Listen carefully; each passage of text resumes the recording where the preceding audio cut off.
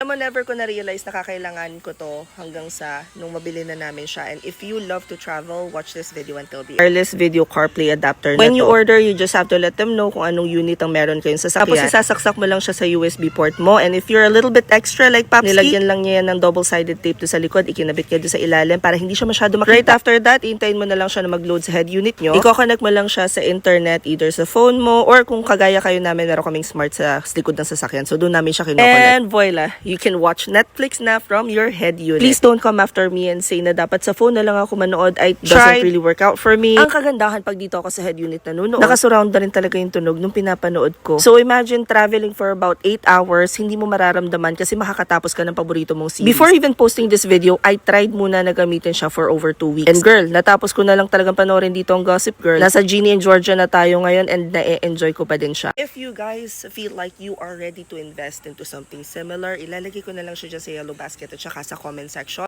I'll see you on the next vlog. Bye!